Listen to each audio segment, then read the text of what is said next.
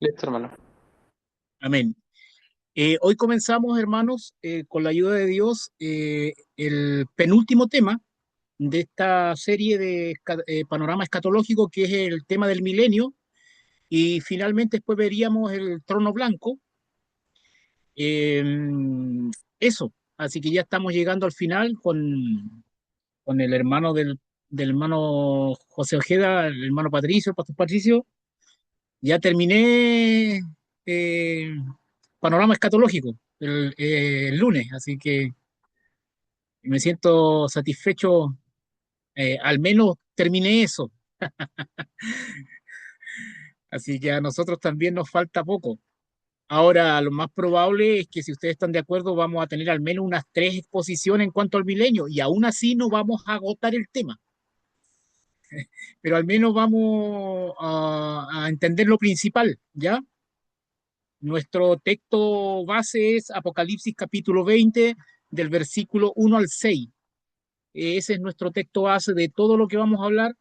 Hoy, obviamente vamos a acudir al resto del Nuevo Testamento, pero todo relacionado con Apocalipsis capítulo 20 del 1 al 6. En un momento más lo vamos a proyectar también. Eh, de hecho, lo voy a proyectar de inmediato porque quiero leerlo, quiero comenzar. eh, eh, eh, eh, Vamos a proyectar la Biblia, espera un poquito.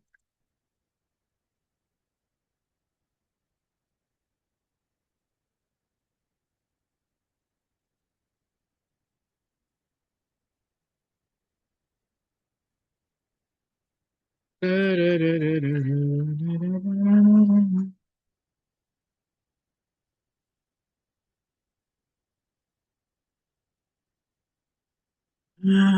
ay, ahí está. Ahí está, ahí está, ahí está. ¿Se proyectó o no la Biblia? Sí, Ya, hermano. hermano. Bien. Ya, hermanos, ahí estamos en Apocalipsis 20, del 1 al 6. Doy lectura en el nombre del Señor. Dice así: Vi a un ángel que descendía del cielo con la llave del abismo y una gran cadena en la mano, y prendió al dragón, la serpiente antigua, que es el diablo y Satanás, y lo ató por 1000 años, y lo arrojó al abismo y lo encerró y puso su sello sobre él para que no engañase más a las naciones hasta que fuesen cumplidos 1000 años, y después de esto debe ser desatado por un poco de tiempo. Y vi tronos y se sentaron sobre ellos los que recibieron la facultad de juzgar, y vi las almas de los decapitados por causa del testimonio de Jesús y por la palabra de Dios, los que no habían adorado a la bestia ni a su imagen, y que no recibieron la marca en sus frentes ni en sus manos, y vivieron y reinaron con Cristo 1000 años. Pero, eh, pero los otros muertos no volvieron a vivir hasta que se cumplieron 1000 años. Esta es la primera resurrección. Bienaventurado y santo el que tiene parte en la primera resurrección. La segunda muerte no tiene potestad sobre esto, sino que, vamos, la hermana Cristina viene entrando. Eh, de nuevo, bienaventurado y santo el que tiene parte en la primera resurrección. La segunda muerte no tiene potestad sobre estos, sino que serán sacerdotes de Dios y de Cristo y reinarán con él 1000 años. Ahí está, termina el número 6. Eh, Bien, hermanos, a la luz de estos 6 versículos, al menos salen cuatro temas importantes. El primer tema, a la luz de estos 6 versículos, es si 1000 años es un periodo literal o es un periodo simbólico. ¿Ya? Ese sería el primer tema a tratar. Así que ahí lo puede anotar. Eh, ¿Los 1000 años son literales o son figurativos o simbólicos? Ese sería el primer tema. El segundo tema sería la atadura de Satanás. ¿Cuándo Satanás es atado y cuál es la naturaleza de la atadura de Satanás? Ese sería el segundo tema. ¿Ya? El tercer tema eh, sería la resurrección, la doctrina de la resurrección, porque aquí nos hablan de la primera resurrección, entonces de ahí hay que ahondar mucho. Ahí habríamos tres temas. Y el primer tema en realidad, que fue el que me faltó, porque eran cuatro, es si, eh, ¿cómo se llama? Es si Apocalipsis 20 del 1 al 6 es cronológico o es cíclico. Básicamente, el 20 sigue al 19, el capítulo 20 sigue cronológicamente al 19, o el capítulo 20 nos regresa al primer siglo de la era cristiana. Ese sería otro tema. Esos serían los cuatro temas.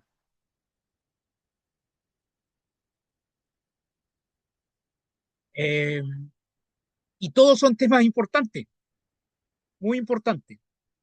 Y obviamente vamos a contrastar las tres escuelas en relación al milenio, porque hay tres escuelas y voy a comenzar hablando de la parte histórica.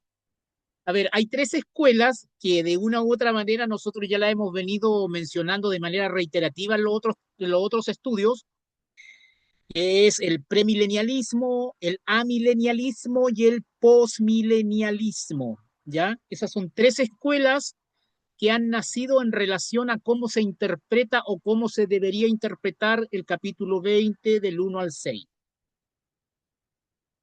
Voy a hacer un análisis de estas escuelas desde la perspectiva de la historia de la iglesia, ¿ya? Cómo fueron naciendo, pero de una perspectiva histórica, para que usted tenga esa perspectiva histórica también de estas escuelas. No solo qué es lo que sostienen, sino cómo nacieron históricamente. Lo primero que hay que decir es que los nombres técnicos de premilenialismo, amilenialismo y postmilenialismo son términos técnicos recientes, no son términos antiguos. De hecho, se popularizaron en el siglo XIX. Recién en el siglo XIX estos nombres técnicos se popularizaron. Sin embargo, eh, el contenido de estas escuelas nosotros la podemos encontrar a lo largo de la historia. Una cosa es lo que sostienen estas escuelas, otra cosa es cómo se llaman estas escuelas. Lo reciente es el nombre de las escuelas, pero la argumentación es más antigua. Eh, para que estén al tanto, en los primeros tres siglos de la iglesia, siglo I, siglo II, siglo III, en los primeros tres siglos de la iglesia, el pensamiento que predominó es el premilenialismo. El premilenialismo dice que Cristo viene antes del milenio y que los 1000 años son 1000 años literales que se desarrollarán después de la segunda venida de Cristo. Eso es en simple, ¿ya? Esa idea teológica, esa interpretación de Apocalipsis 20 se conoce como premilenialismo y fue la postura dominante en los primeros tres siglos de la iglesia. Eh, Personajes como Papías, Ireneo, Tertuliano, todo eran premilenialistas. Esta postura es la que se conoce después en el siglo XIX, siglo XX, siglo XXI como premileniarismo histórico, ¿ya? Pero por ahora quedémonos en premilenialismo, ¿no? De la locución pre, antes, premilenarismo, milenio, ¿ya? Ahora, en esos primeros tres siglos, el idioma que predominaba en Europa era, y y aún en el Medio Oriente, era el griego. Y esta postura premilenialista en ese tiempo, en esos primeros 3 siglos, no se conoció como premilenialismo, sino que se conoció como quialismo. Quialismo. Es lo mismo que hoy se entiende como premilenialismo, pero en esos primeros 3 siglos se conoció como quialismo. ¿Por qué? Porque en el capítulo 20 que acabamos de leer, del 1 al 6, se menciona, del 1 al 7 en realidad, me faltó leer el 7, cuando dice, cuando los 1000 años se cumplan, Satanás será suelto de su prisión. En estos versículos se menciona la palabra 1000 en griego, kilia, ¿ya? La palabra 1000 en griego koiné es kilia, y desde ahí es que se conoció esta postura como quialismo. Entiéndase, premilenialismo.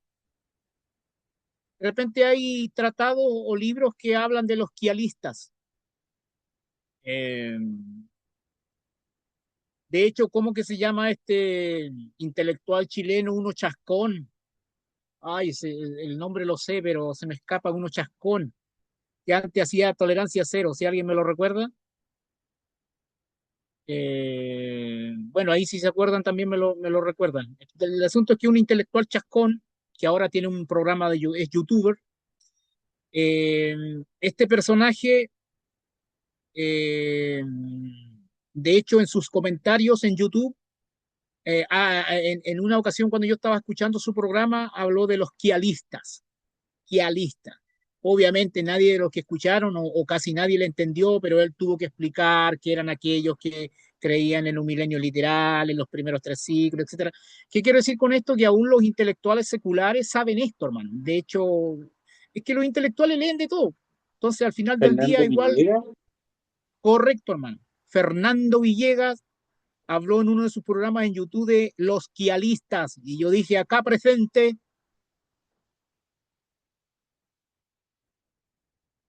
ahora, ahora, hermano, en el siglo IV apareció un personaje que se llama Ticonio, que fue un teólogo de África del Norte, Ticonio, y hasta donde los registros nos auxilian, se dice que este personaje Ticonio, un teólogo de África del Norte, fue el primero o uno de los primeros que interpretó Apocalipsis 20 de manera simbólica, de manera espiritual, diciendo que el milenio no era algo literal, sino que algo espiritual, y que el tiempo del milenio se lleva a cabo entre la primera venida y la segunda venida de Jesucristo.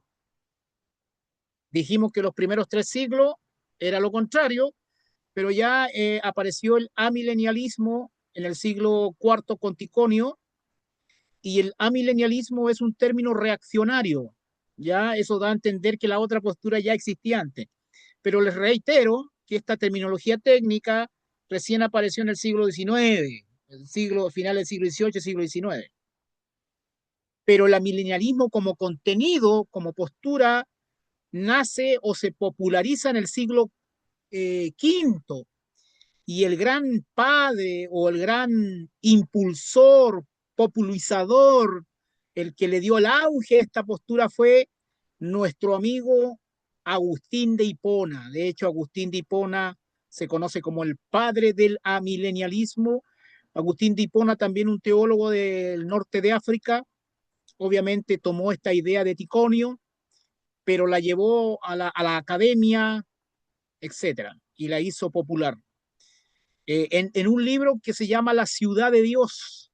Él escribió un libro que se llama La ciudad de Dios. En ese libro desarrolla esta nueva escuela que están haciendo en ese tiempo, en el siglo V, básicamente. Agustín de Hipona era premilenialista en sus inicios, pero tuvo un cambio, se volvió y se convirtió al amilenialismo. La palabra amilenialismo, hermano, el prefijo a significa negación, y milenialismo, milenio.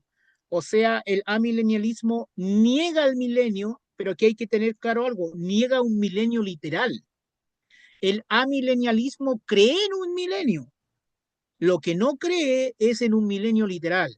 Creen en un milenio espiritual, alegórico, etcétera, etcétera, donde se dice que Cristo reina en el corazón de los creyentes, tanto de los creyentes que están vivos como los que están muriendo o los que están ya en el cielo.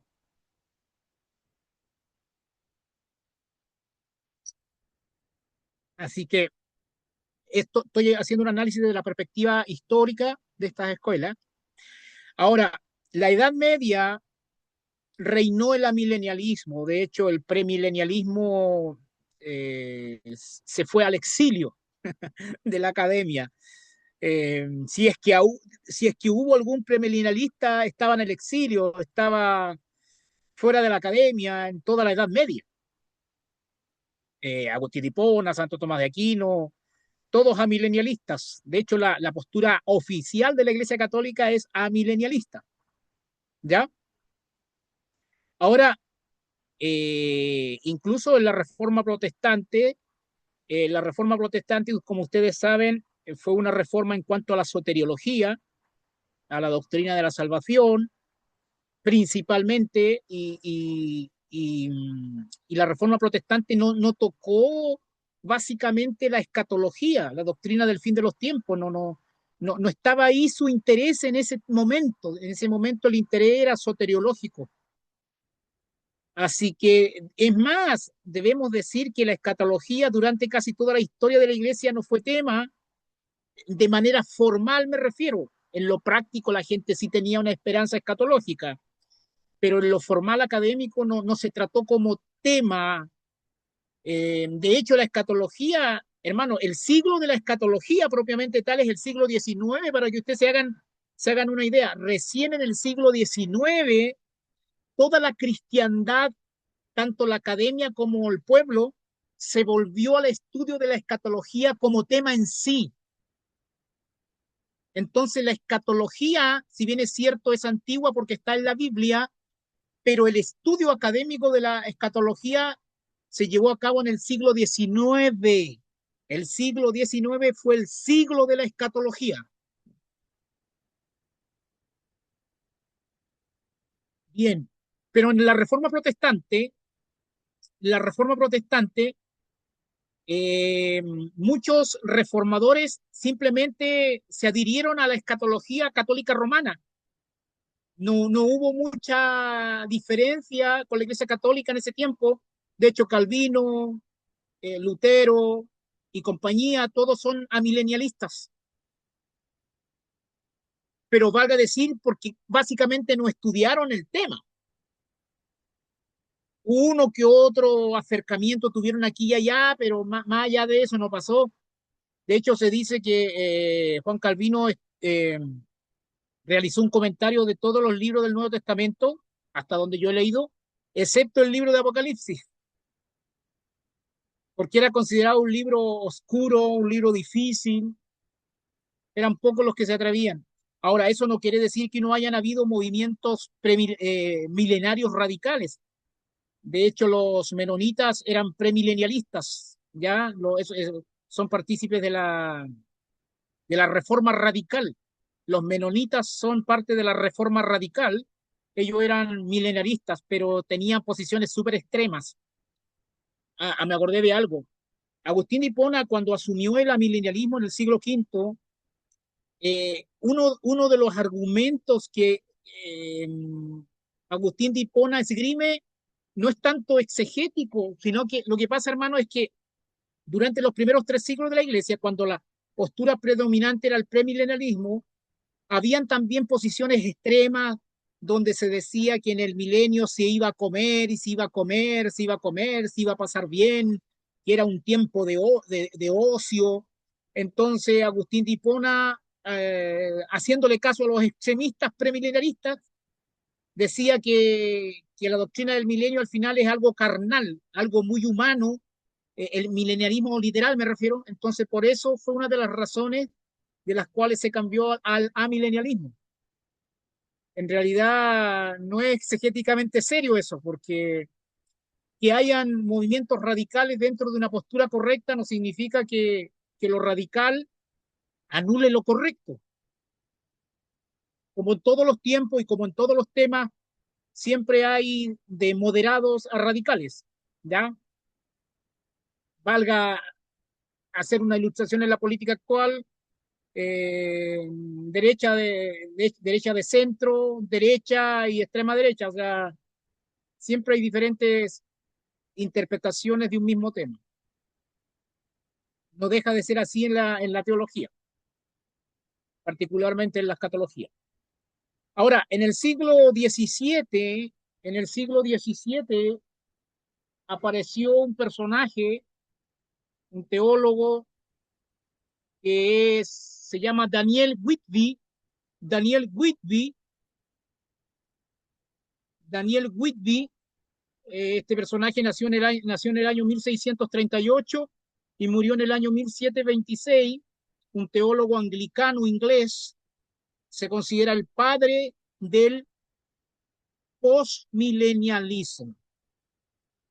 Ya, entonces tenemos el premilenialismo, los primeros 3 siglos de la iglesia, el amilenialismo nació en el V siglo, fue predominante durante toda la Edad Media, hasta el día de hoy diría yo.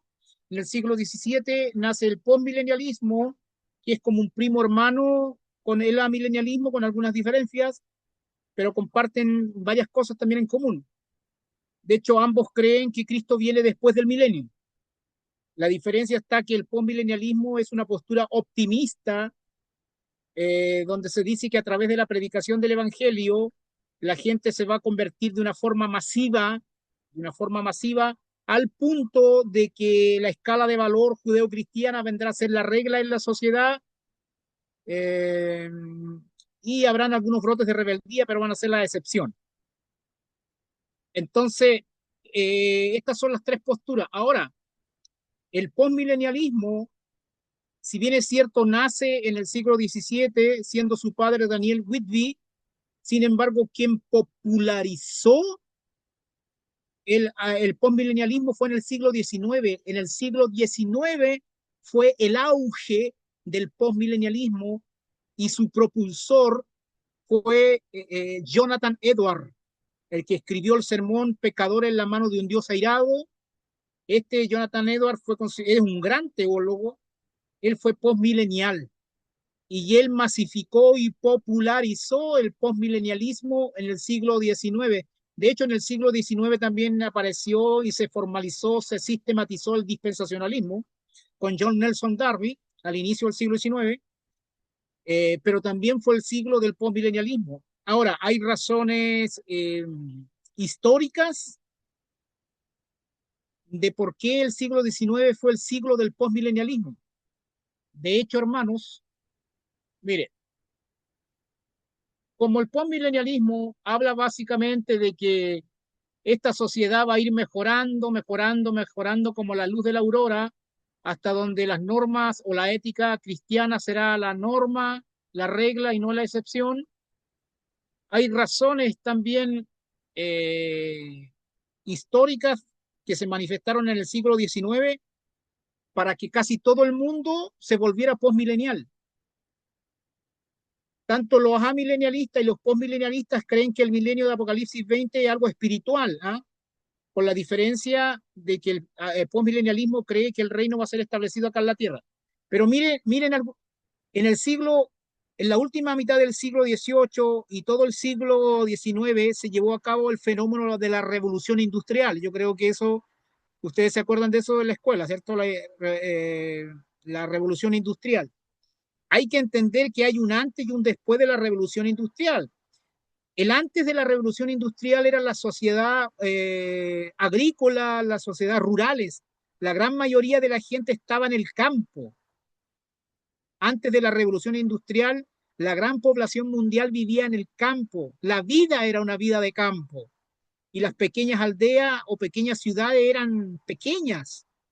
Pero de que vino la revolución industrial, esto tuvo un vuelco radical y toda la gente emigró del campo a la ciudad, porque en la ciudad se abrieron las fábricas y comenzó a haber mucho trabajo. De hecho, recién apareció el trabajador de fábrica, ¿ya? Entonces, ¿Cuáles son los productos o los frutos de la revolución industrial? Eh, bueno, en el siglo XVII fue la revolución científica y la revolución científica causó que nazca la técnica, la tecnología, y la tecnología trajo comodidad a la sociedad. De hecho, mire, escuche con atención. En el año 1900 se inventó la pila eléctrica. Yo quiero que usted se ponga en los zapatos de una persona, que todos somos campesinos y vivimos en el campo, y de repente en el siglo XIX empezó una proliferación de inventos que mejoraron la vida del hombre. La pila eléctrica, Alessandro Volta, 1804 la locomotora, la máquina a vapor, Richard Trevithick, 1826 fotografía, 1836 propulsor de la hélice, John Ericsson. 1837 apareció el código Morse, Samuel Morse. 1842 apareció la anestesia. ¿Se da cuenta que esos cambios son significativos? ¿Cómo cree usted que operaban antes del siglo XIX? A sangre fría, por mano. A sangre fría. Y en el siglo XIX apareció la anestesia. ¿Fue un cambio radical o no? O sea, para nosotros hoy es normal, pero para ellos no fue un milagro, por mano, es algo milagroso. ¿Cómo cambió la vida? Entonces, en 1845 el neumático, 1846 máquina de coser. ¿Cómo le cambió la vida a las hermanas, a las mujeres, la máquina de coser? ¿Sí o no? Ay, hermano, yo todavía no aprendo a coser. Bueno, bueno, ahí hay una tarea pendiente. 1846 el saxofón, 1851 el ascensor. ¿Se da cuenta los cambios? 1853 la jeringa hipodérmica. En 1854 apareció el teléfono. Hoy para nosotros eso es normal, pero ahí apareció el teléfono. Mire, en 1855 el alumbrado público. O sea, la gente podía salir en la noche y había luz, pero antes era solo oscuridad. 1858 leche condensada.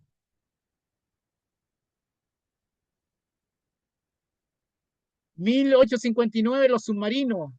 En 1861 la bicicleta. ¿Cómo les cambió la vida a los campesinos?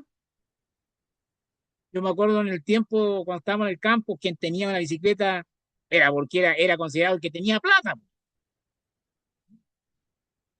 Era el ricachón del vecindario el que tenía la bicicleta. Y cuando aparecieron las Bianchi, las Oxford, ¿quién no moneaba su Oxford y su Bianchi en ese tiempo? Bueno, en ese tiempo no fueron esas marcas, pero fue la bicicleta en sí. Eh,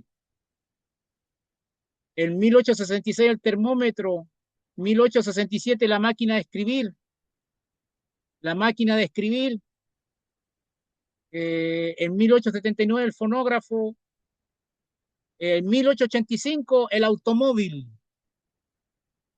y en 1886 la Coca-Cola. Independientemente que cause diabetes y sea adictiva, en su momento fue un placer tomar Coca-Cola. 1890 el avión,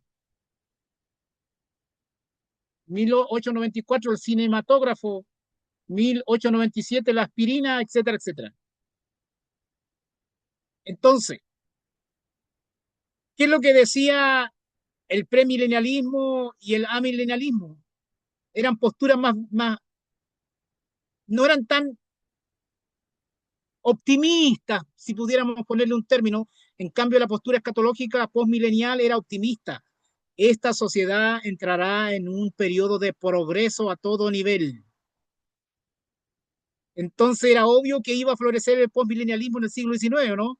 En otras palabras, cuando el postmilenialista veía todo ese avance tecnológico de la revolución industrial, decía, el milenio está llegando, el milenio se está manifestando. ¿Se entiende la lógica? Entonces no fue tanto una cuestión de argumentación exegética, sino porque el contexto aparentemente decía que ya el milenio estaba de forma incipiente estableciendo en la Tierra. Ahora, eh, después eh, vino el siglo XX y el gran masazo, digamos, que recibió la postura postmilenial fueron las dos guerras mundiales. La Primera Guerra Mundial, 1914 a 1918, si no me equivoco, la Segunda Guerra Mundial de 1939 a 1945, evidenció que en realidad la sociedad no estaba prosperando, que el hombre parece que la Biblia dice la verdad cuando dice que el hombre es depravado totalmente, y la evidencia las dos guerras mundiales. Entonces mucha gente dejó de ser postmilenial, porque el mundo ya dejó de verse como en un progreso, sino que venía de bajada a través de las guerras mundiales y de las revoluciones, qué sé yo. Entonces mucha gente se cambió al dispensacionalismo y otros al amilenialismo. Entonces, en, en la primera mitad del siglo XX, la postura dominante o popular era el dispensacionalismo, seguida del amilenialismo, y el postmilenialismo llegó casi a cero. Siempre se mantuvo alguna trinchera ahí postmilenial, pero fue lo mínimo. Eh, Ahora, en la segunda mitad del siglo XX, el postmilenialismo volvió a resurgir el postmilenialismo, el amilenialismo y el premilenialismo siempre han estado presentes, ¿eh? Pero el postmilenialismo volvió a surgir porque nuevamente la sociedad empezó en un progreso, en creciendo en la segunda mitad del siglo XX, ya después con lo que llaman los estudiosos de la sociedad y de la economía como la cuarta revolución industrial, que tiene que ver con toda la tecnología, la IA y qué sé yo, y hoy en día nuevamente el postmilenialismo está en su apogeo y hoy en día nuevamente es cool ser postmilenial. Ahora, hay que decir que en cuanto al premilenialismo, también hay una diferencia dentro de esta escuela postmilenial, perdón, premilenial. Está el premilenialismo histórico, que es básicamente el premilenialismo de los 3 primeros siglos, y en el siglo XIX se manifestaron o nacieron, eh, siglo XIX, siglo XX, nacieron básicamente dos variantes del premilenialismo histórico, que se conoce como el premilenialismo ladiano de George Ladd,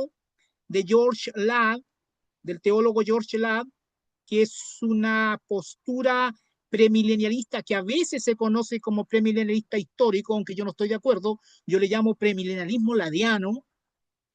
Eh, los reformados le van a llamar premilenialismo histórico, pero porque ellos quieren atacar al premilenialismo dispensacional. Y el último es el premilenialismo dispensacional, por manos. ¿Ya? Bien, aquí hemos visto las 3 posturas desde el punto de vista de la historia de la Iglesia. ¿Cómo está la panorámica? ¿La entendieron? ¿Adquirieron conciencia histórica de estas 3 escuelas? Sí, hermano. Muy bien, muy bien. Bueno, ahí tienen la grabación en caso de que quieran repasarla. Dicho eso, nos quedan 20 minutos. Vamos a ver qué alcanzamos a hacer. Vamos a ver uno de los 4 temas que les dije al comienzo. Voy a tratar de responder la pregunta si el milenialismo es cronológico o es cíclico, ¿ya? Eso es lo que vamos a ver. Y vamos a ver la argumentación, y les voy a enviar al grupo para que lo vean ahí,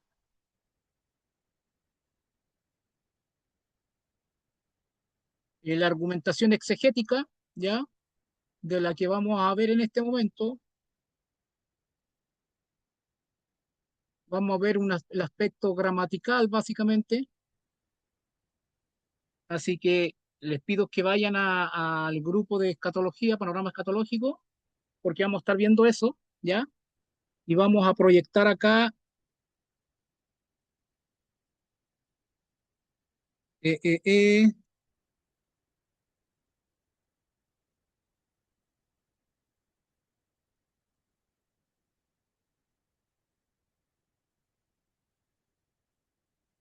Me avisan si se proyectó el paralelismo progresivo. Sí, hermano. Ya, gracias. Entonces vamos a estar entre la imagen que proyecto y lo que le envié al WhatsApp, ¿ya? Hermanos, de acuerdo al gráfico que tengo acá en pantalla, eh, eh, este gráfico representa cómo el amilenialismo interpreta el Apocalipsis y por ende cómo interpreta el capítulo 20 de Apocalipsis, si es cronológico o es cíclico, ¿ya? Eh, pero primero vamos a ver la tesis del premilenialismo y que es nuestra postura, es que Apocalipsis 19 y Apocalipsis 20 es cronológico. Eso es lo que vamos a probar. Cuando uno lee la Biblia, esto es evidente. Sin embargo, el amilenialismo cuestiona la cronología del capítulo 19 y capítulo 20. Por eso lo vamos a ver. Eh, yo escribí acá, por ejemplo, la gramática está a favor del premilenarismo y no del amilenarismo y postmilenarismo. Dice, la locución del griego koiné, kai eidon en griego koiné puede ser traducida como ibi. Así que grábese esa expresión, esa locución en la mente. Ibi puede ser traducida como id y o también vi, e implica secuencia cronológica y no recapitulación. Es decir, indica sucesión de eventos. Lo interesante de todo esto es que la estructura literaria del libro de Apocalipsis, en su sección del capítulo 19, 11 hasta Apocalipsis 21:1, encontramos Kai Eidon 8 veces. 8 veces, y dentro de este contexto es que tenemos Apocalipsis 21, que nos habla de 1000 años del reino milenial, y esto acontece después de Apocalipsis 19:11, segunda venida, de manera que queda establecido y probado de que el milenio viene después de la segunda venida. Por ende, la gramática favorece al premilenialismo. El premilenialismo goza de peso de la evidencia. Quiero darle a entender lo siguiente. A ver, las traducciones de la Biblia, nosotros ocupamos la Reina Valera, ¿cierto? Pero la base textual de la traducción de la Reina Valera es el Teptus Receptus, Teptus que confeccionó Erasmo de Rotterdam, el humanista Erasmo de Rotterdam en el siglo XVI.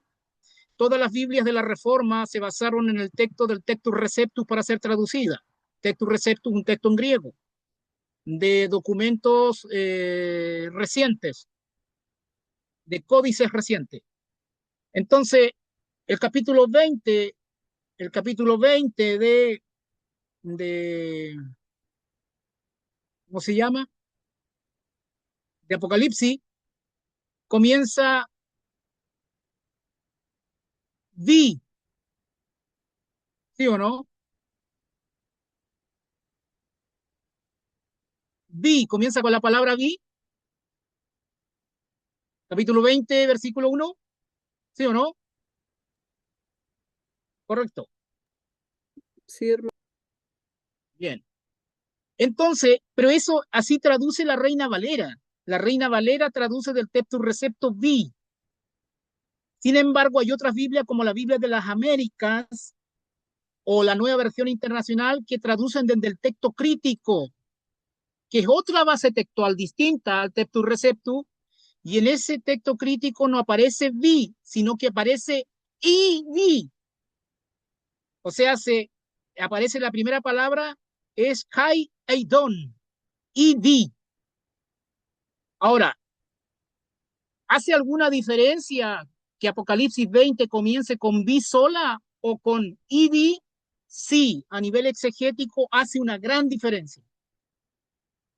Porque cuando tú pones la palabra y vi implica cronología progresiva entre el capítulo 19 y el capítulo 20. Porque el capítulo 19, hermanos, termina de la siguiente manera. Y los demás fueron muertos con la espada que salía de la boca del que montaba el caballo blanco, y todas las aves se saciaron de las carnes de ellos. Y el 20 sigue, y vi. O sea, el relato continúa de forma cronológica. Me sigue, no hay un corte. Si bien es cierto, nosotros tenemos el capítulo 19 y el capítulo 20, pero en el original no hay un corte. Juan sigue viendo de manera cronológica la visión. Y vi. De ahí la importancia que el argumento gramático de Kai Eidon es importante, entonces la base textual. Ahora, aún con la palabra vi sola, igual podríamos esgrimir cronología, pero con la palabra y vi es mayor la evidencia en pro de la cronología. Entonces, este es un caso gramaticalmente hablando a favor del premilenialismo, al favor del premilenialismo. Entonces, tengo yo la Biblia proyectada acá, y vamos a hacer el siguiente ejercicio. Vamos a leer el 19:11, conforme a lo que tenemos acá en el WhatsApp, la parte final del WhatsApp, donde está 19:11, 19:17, 19:19, 21, 24, 20:11, 20:12 y 21. La idea es probar gramaticalmente que aquí hay una cronología, y no es que el capítulo 20 de Apocalipsis es antes del 19, como dicen los amilenialistas. Ya. Le voy a pedir a la hermana Patricia que me lea el 19:11.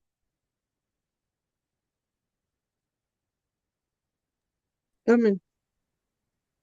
Entonces vi el cielo abierto, y he aquí que un caballo blanco, y el que lo montaba se llamaba Fiel y Verdadero, y con justicia juzga y, y pelea. Perdón. Amén. ¿Cuál fue la primera expresión? Entonces vi, ¿cierto? Sí. O sea, comenzamos la idea de que el Juan comenzó a ver algo. Entonces vi. Entonces sigamos en el 19:17. Pastor, si puede leerlo, 19:17. 19:17, y vi a un ángel que estaba en pie en el sol y clamó a gran voz diciendo a todas las aves que vuelan en medio del cielo: venid y congregaos a la gran cena de Dios. ¿Cómo comienza el texto? Y vi. Nuevamente, o sea, hay cronología, ¿me entiendes? Sigue viendo lo mismo. Y eso es kai eidon en griego koiné. Hermano Franco, 19:19, por favor. A ver, dice, entonces vi a la bestia, a los Uy, reyes de la tierra, qué traducción está leyendo, hermano? Perdón. NBLA. ¿La cambio? Ah, ya, ya, ya, no está bien, pero acá en la Reina Valera dice ED, pero léalo nomás, está bien.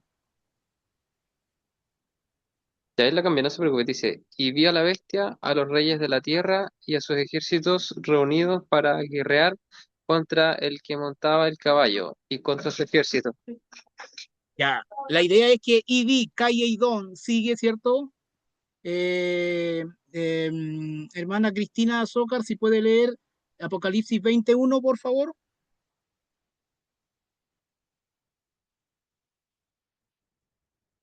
No puede, dice. 21. Sí, ya, léalo usted nomás, entonces. Vi a un ángel que descendía del cielo con la llave del abismo y una gran cadena en la mano. Bien, y ahí yo le decía las otras bases textuales dice ED, Kai Eidon nuevamente, ¿ya? De ahí la importancia de que hay mayor peso gramatical si tuviera la I al final, o sea, al principio. Ya, sigamos. 24, hermana Patricia, porfa, 24. Y vi tronos, 24, ¿cierto? ¿Sí? ¿Sí? ¿Está Ya. bien? Y vi tronos y se sentaron todos ellos los que recibieron facultad de juzgar, y vi las almas de los decapitados por causa del testimonio de Jesús y por la palabra de Dios, los que no habían adorado a la bestia ni su imagen, y que no recibieron la marca en su frente ni en sus manos, y vivieron y reinaron con Cristo 1000 años. ¿Cómo comienza el 24? Y vi. Y vi, Kai Eidon en griego. Hermano Franco, 20:11. Ya, dice, y vi un gran trono blanco y el que estaba sentado en él, de delante del cual huyeron la tierra y el cielo, y ningún lugar se encontró para ellos. ¿Cómo comienza? Y vi, ¿cierto? Kai Eidon. ¿Se da cuenta que es toda una cronología? 20:12, pastor. Y vi a los muertos, grandes y pequeños, de pie ante Dios, y los libros fueron abiertos, y otro libro fue abierto, el cual es el libro de la vida, y fueron juzgados los muertos por las cosas que estaban escritas en los libros según sus obras. Y comienza y vi. Muy bien. Y para terminar, el último, léalo usted mismo, el 21:1. 21:1. Vi un cielo nuevo y una tierra nueva, porque el primer cielo y la primera tierra pasaron y el mar ya no existía más. Aquí pasa lo Vi. mismo. Claro, el texto recepto comienza con y vi, pero acá la Reina Valera solamente pone vi. Pero la idea quedó clara a nivel, hermano, esto que acabamos de ver, aquí alguien, la hermana Patricia, parece que había salido, para que ustedes estén conscientes, este es nuestro primer tema desde el capítulo 20 del 1 al 7, ¿ya? Y este es el principal argumento gramático exegético para probar que desde el 19:11 al 21:1 es un solo tramo cronológico de una visión que está viendo Juan. Este argumento exegético desbarata toda la postura postmilenial y amilenial, porque si creemos en la inspiración plenaria, verbal y autógrafa, entonces tendríamos que hacernos cargo de este argumento gramatical. Porque la tesis amilenial y postmilenial es negar la cronología, la progresión cronológica, que es la que asume el premilenialismo. ¿Hasta este momento se entendió este argumento? Perfectamente entendido. Sí, Amén, hermano. hermano. Perfecto. Entonces, cuando usted se encuentre con alguna milenial, este es el mejor argumento exegético que usted puede esgrimirle. Y ellos van a tratar de poner otros argumentos de otra naturaleza.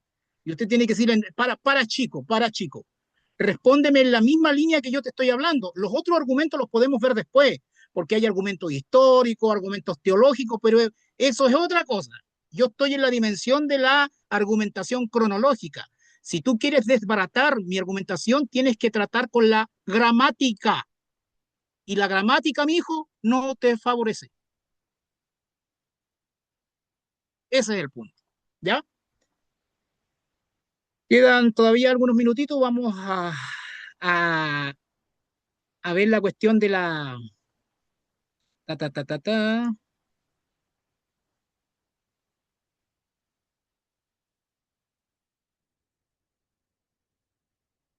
A ver, nuestro gráfico que había proyectado. Ahí está. Me confirma si lo ven.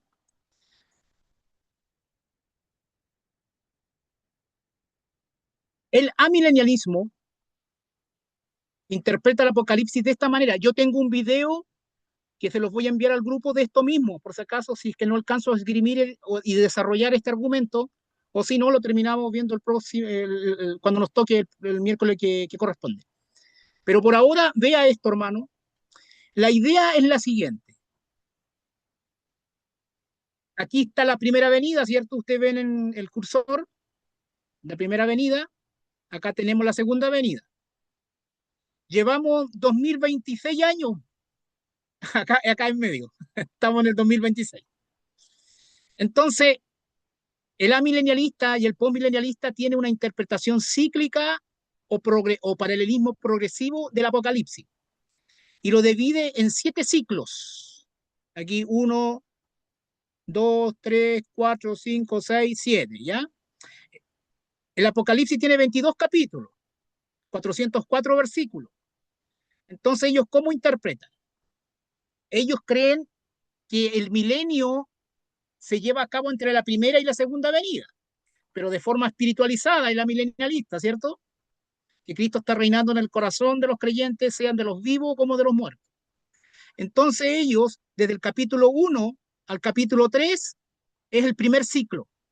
El capítulo 1 comienza con la primera venida, particularmente con la ascensión de Cristo a los cielos, y básicamente aquí se habla de la visión del Hijo del Hombre y se habla de las 7 iglesias, ¿se acuerdan? Entonces, todas esas 7 iglesias representan las vivencias de las iglesias de estos 2026 años. Entonces, supuestamente nosotros estaríamos como en el contexto de la iglesia de la Odisea, en el tiempo de la apostasía, ahora en el fin de los tiempos, a punto de la segunda venida, de acuerdo al amilenialismo. Entonces, cuando ellos interpretan estos 3 versículos de Apocalipsis, lo interpretan de esa manera, hermano. Y así todos los demás ciclos hacia abajo. De lo que revela el capítulo 4 al capítulo 7, en el fondo es el resumen de estos 2026 años, desde la primera venida hasta la segunda venida. Y así del 8 al 11, del 12 al 14, del 15 al 16, del 17 al 19, que era lo que estábamos viendo recién. Ellos cuando llegan al capítulo 19, nosotros los creemos cronológicamente, pero ellos toman el 20 y vuelven al comienzo de la historia, porque para ellos no es cronológico, ¿me siguen? Hasta el capítulo 22. Entonces, cuando nosotros leemos el 20 del 1 al 7 que leímos recién, nosotros tenemos que entender que para ellos están interpretando esto en el comienzo del siglo primero. Nosotros lo tenemos en el futuro, pero ellos lo vuelven al siglo primero, porque ellos creen que el Apocalipsis se divide en 7 ciclos, de ahí paralelismo progresivo y cíclico. ¿Cuál es la idea? Tienen, eh, tienen, entre comillas, un peso porque interpretan esta cuestión desde el punto de vista histórico, aparentemente. Miren, me explico. Cuando Juan recibió la visión en la isla de Pasmo, ¿ya?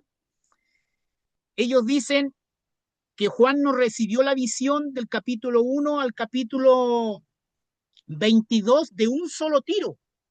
No es que Juan estaba en la isla y de repente empezó el capítulo 1 a recibir la revelación en el capítulo 1 de Apocalipsis hasta el 22.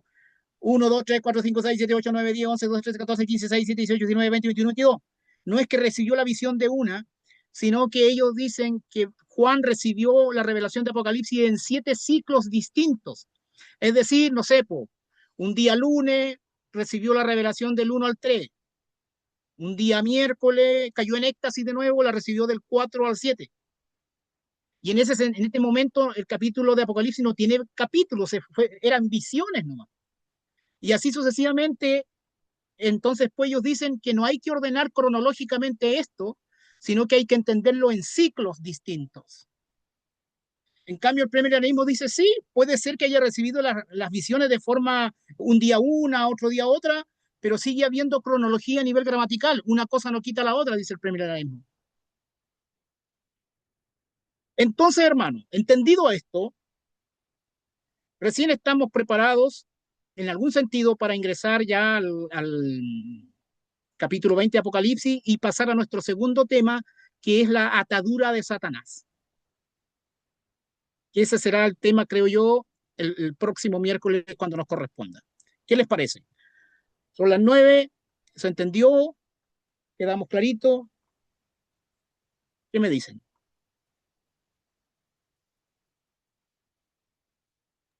Sí, ¿Alguna hermano, muchas pregunta? gracias. Bueno, ¿alguna pregunta?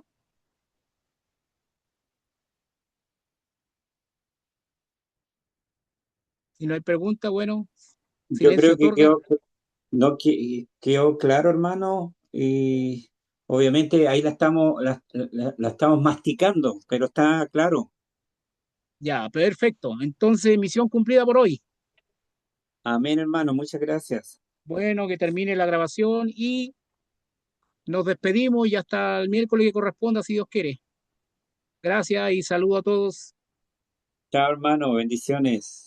Que Chao. Y Dios chao les a los guarde. hermanos también. Bendiciones, Igual. hermanos.